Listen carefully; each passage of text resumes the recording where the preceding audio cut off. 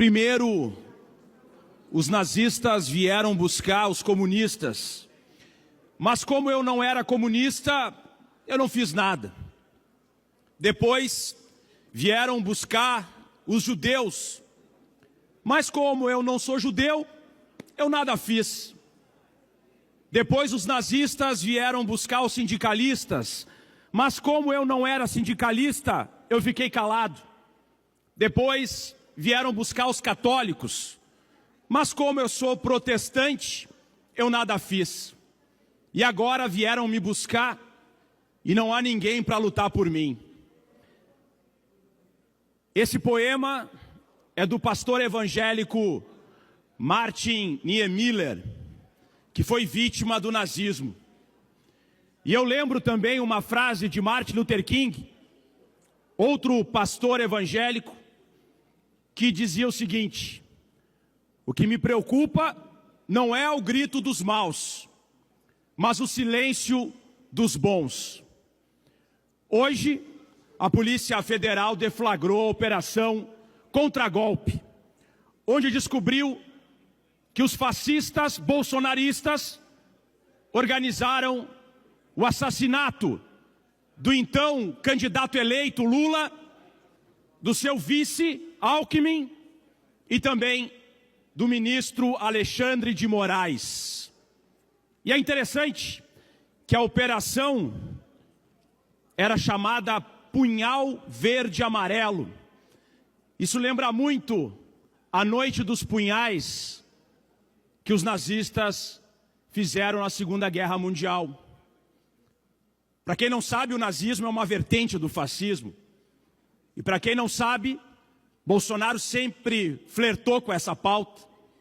E agora isso fica muito evidente. O fato é que um policial federal que fazia a segurança do então candidato eleito Lula passava informações para o grupo de operações especiais do Exército Brasileiro. E o objetivo desses 4 militares presos, que são os líderes dessa operação, era enforcar Alexandre de Moraes e executar Luiz Inácio Lula da Silva e também o seu vice Alckmin. E eu gostaria de entender por que os parlamentares que votaram e apoiaram Bolsonaro estão em silêncio. Esses são os critérios democráticos que nós vamos utilizar. Permitir com que atentados com lança-granadas, com lança-foguetes, com fuzis 762, com organização de eliminação de candidatos democraticamente eleitos e um ministro do STF, isso passa impune. Vão seguir defendendo anistia para um bando de criminosos e canalhas, covardes. E eu poderia pensar, e se tivesse dado certo o plano dos bolsonaristas fascistas?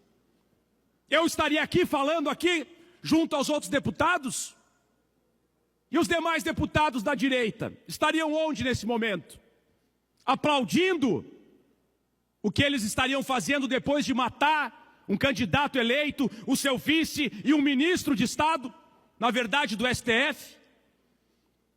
Estariam em silêncio? Estariam revoltados? Porque o fascismo não admite qualquer tipo de divergência. Por isso que eu sempre digo, ou você é fascista ou é antifascista. Não há meio termo. E ser antifascista não tem nada a ver ser de esquerda. Mas quem não se levanta contra o fascismo e não se posiciona contra o fascismo, fascista é. E quem se silencia em relação ao que nós vimos das investigações da Polícia Federal, não é diferente dessas pessoas que queriam assassinar um candidato eleito democraticamente e o ministro do STF e o seu vice-presidente também. Então é importante que na política, para nós criarmos pontes, para que nós tenhamos divergências saudáveis, para que a gente possa construir, mesmo na diferença, que todos se levantem contra golpistas, contra assassinos, fascistas, contra todas as pessoas que não seguem o Estado democrático de direito e não seguem as normas constitucionais e legais do nosso país. Nós não podemos aceitar que um ex-secretário de governo esteja envolvido num atentado contra a democracia do nosso país. E é muito importante que a gente saiba que o documento onde estava organizado o assassinato do Lula foi impresso dentro do Palácio do Planalto. Muito obrigado.